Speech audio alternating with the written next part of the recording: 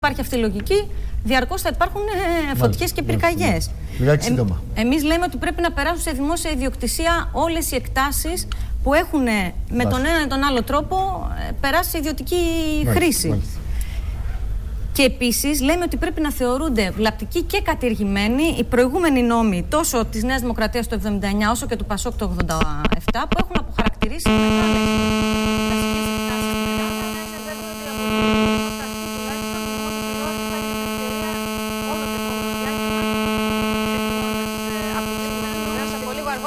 επαναλάβετε αυτές τις θέσεις.